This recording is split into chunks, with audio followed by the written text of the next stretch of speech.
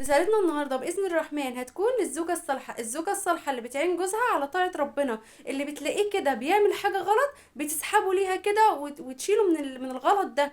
مش تقف تتفرج عليه وتقول وانا مالي، مفيش حاجه اسمها وانا مالي. الزوجه الصالحه اللي بتعين جوزها على طاعه ربنا، الزوجه الصالحه اللي بتعين جوزها على بر ابوه وبر امه وبر اخواته وعلى صله الرحم. ما تقولش ايه هو اللي هيتحاسب، لا طبعا. طالما هو ليه الخير في اهله هيبقى ليه الخير فيك. عينيه على طاعة والديه، عينيه على الصلاة، عينيه على الذكر، عينيه على الصدقة. لقيتيه ما بيصليش وبعيد عن ربنا، هاتي كده المصليات وافرشيها وخلي اولادك يتوضوا وتوضوا كلكم وقولوا لي قوم صلي بينا يا جماعه. هيتحرجوا، هيقوم صدقيني هيقوم. ولو قال لا مره احرجيه تاني قولي له قوم صلي بينا يا جماعه. طبعا هيلاقيكوا بقى فرشين المصليات انت واولادك ومستنيينه. هيتحرج يقول لك لا. الزوجه الصالحه هي اللي بتعين جوزها على طاعه ربنا وبتنجده كده عشان يبقوا زي ما هم مع بعض في الحياه، يبقوا مع بعض ان شاء الله في الجنه. اوعي تفرحي، اوعي تفرحي ان جوزك مش كويس مع امه او نصفك على امه واخواته، ما تفرحيش ابدا.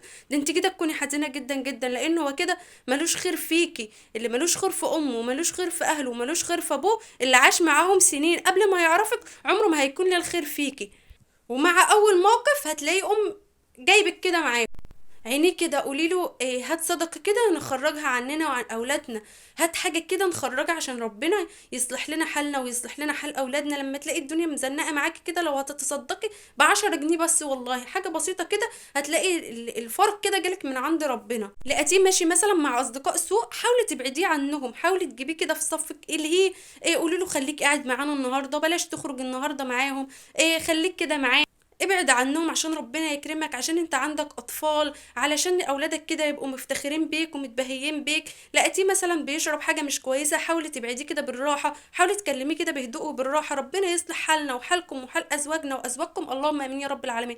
بصراحه احنا عدنا في زمن يعني صعب. الشخص اللي تلاقيه كده ماشي في حاله وماشي كويس وما بيعملش غلط وماشي كده في اتجاه ربنا، فده كده بتكون اشخاص نادره في الزمن اللي احنا فيها دلوقتي. فحاولي ان انت تنكدي كده جوزك، علشان ان شاء الله زي ما يبقى معاكي في الدنيا يبقى معاكي كده في الاخره باذن الله، وتبقوا انتوا الاتنين صحبه في الجنه. ربنا يا رب يجعلنا كده صحبه في الجنه، اللهم امين، مع ازواجنا الصالحين، امين يا رب العالمين.